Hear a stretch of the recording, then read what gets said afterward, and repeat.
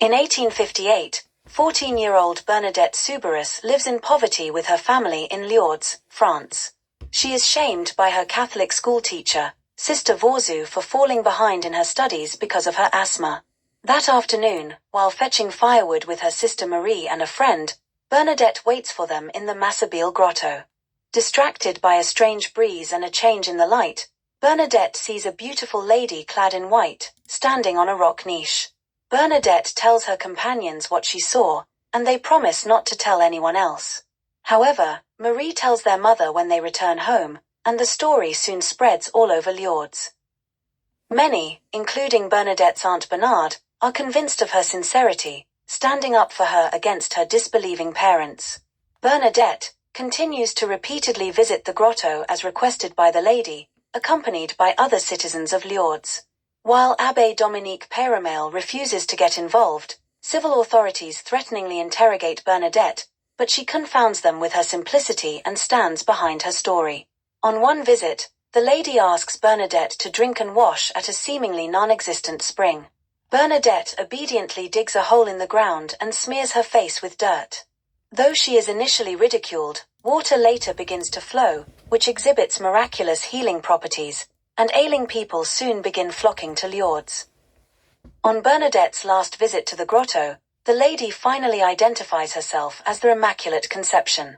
When civil authorities try to have Bernadette declared insane, Péramel, who once doubted her, now becomes her staunchest ally and asks for a formal church investigation to verify if Bernadette is a fraud, insane, or genuine.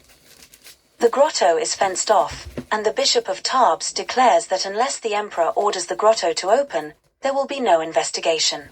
When the emperor's infant son is cured of his illness by water from Lourdes, the empress demands that the grotto be reopened. The Bishop of Tarbes then directs the commission to convene. The investigation takes many years, and Bernadette is questioned again and again, but the commission eventually determines that Bernadette truly experienced the visions and was visited by the Virgin Mary.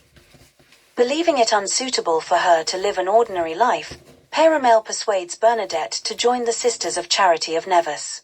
Bernadette undergoes rigorous spiritual training and works hard at the convent, but is also subjected to emotional abuse from Sister Vorzou, now mistress of novices at the convent. Vorzou tells Bernadette that doubt consumes her, and that she cannot believe that Bernadette, who has never suffered, would be chosen by God when she has spent her life suffering in his service.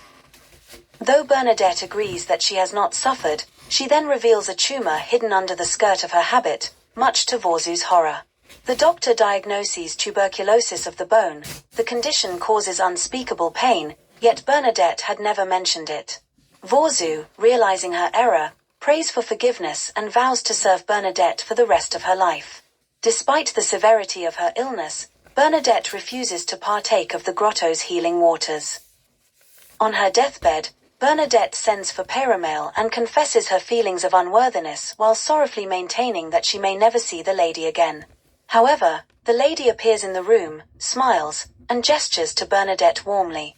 Bernadette joyfully cries out to the apparition before finally dying.